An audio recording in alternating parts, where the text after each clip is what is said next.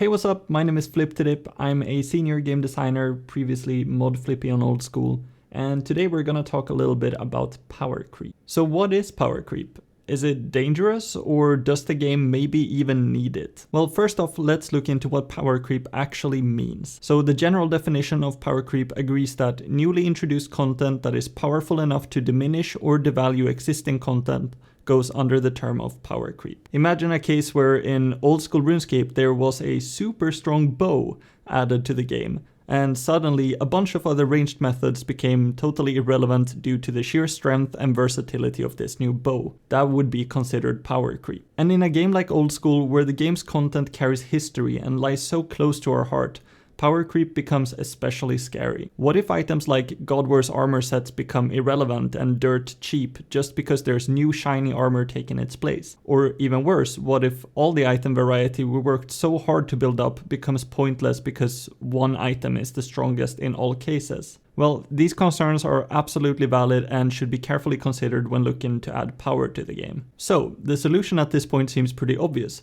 Let's just not add any meaningful degrees of power to the game. Well, there is a bigger problem that comes with this too.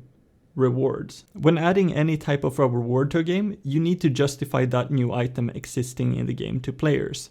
Otherwise, why would anyone bother getting it? If there is a new difficult raid that offers weapons that are strictly just worse than, let's say, a whip, I think we can all agree that'd be rather disappointing. So if we can't just add raw power, then what can we do? Well, there's a few different paths we can take here, and they differ a little bit between skilling and combat, so let's go over combat first. Old School has in most cases solved this problem by adding variety solutions to combat as rewards from new content. Instead of adding raw power, they have found ways to diversify your tools, encouraging you to use different gear and weapons in different scenarios. Unlike many MMOs, one weapon and one armor set is not the best in all cases. Different bosses will require different weapons, different gear, and different spec weapons depending on their attack and their defense stats. Old School has used this to its advantage and handed out rewards that might be suitable for a certain type of boss, monster, or niche area of the game. This has been a great solution that not only prevented a large degree of power creep from entering the game, but it also diversified combat and item collection. However, there is a problem that comes with this solution.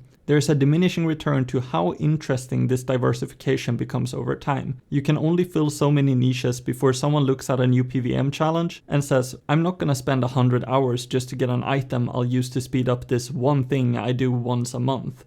And even if you do, when is enough enough? Old School has historically released items such as Twisted Bow, Blowpipe, Trident, leading to huge amounts of power creep. But it was never the power creep itself that was the problem.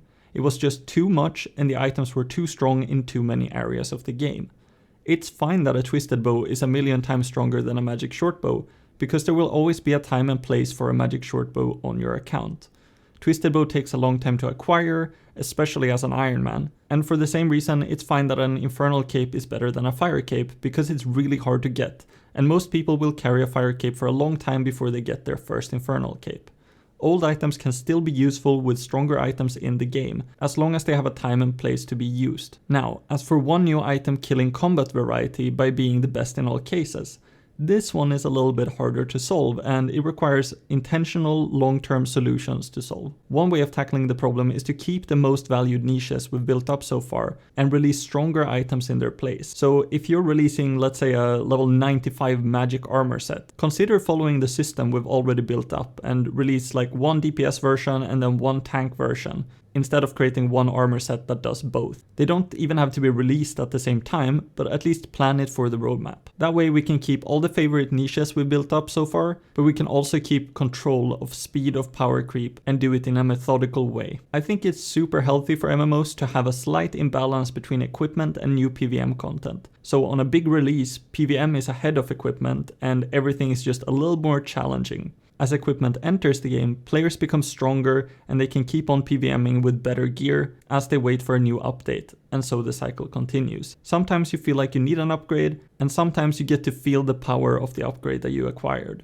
Example being is that now that all the sweaty PvMers already have an Infernal Cape and that content has become a bit easier to do, maybe it's time for the third Fire Cape. So this in my mind is how PvM power creep can be done in a healthy way. Now, skilling is much harder to solve. Everything I mentioned previously applies to skilling too, but there's a few problems that make this harder. Skilling is a finite process in the player journey. For the vast majority of players, they aspire to get 99 in all skills, which is why skills are designed around the 1 to 99 journey. PvM can be an endless cycle of introducing better gear, then harder content, then better gear, then harder content, etc.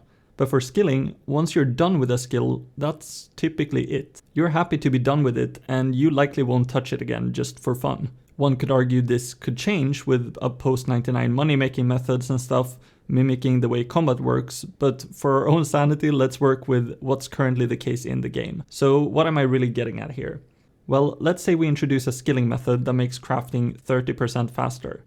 That means your 1 to 99 journey is now just 30% faster. This is irreversible unless they nerf it, but at that point we're back to the problem of rewards not being lucrative enough, so let's assume that we want to add some degree of power to our rewards. There is nothing we can really do here to balance this out. We can't just add harder content like in PvM, because skilling is driven by the fastest method to achieve one finite goal. Skilling will never be slower than it is now. It can only be faster, and it will get faster.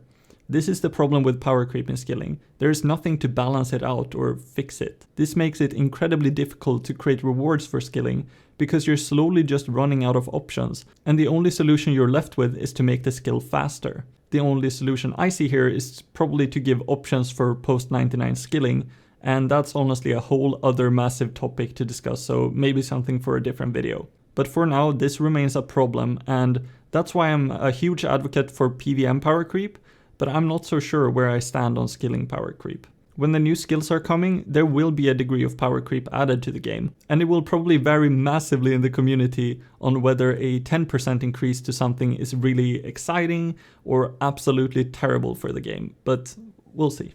And lastly, remember that this is a problem for all the 3 new skills added. They all will need rewards, and they will all default to the same problem no matter the concept. But that's all I have for now though. I hope that what I said carries some type of value for you. And as always, I'd love to hear if you agree or disagree with anything I said. But that's it. See ya.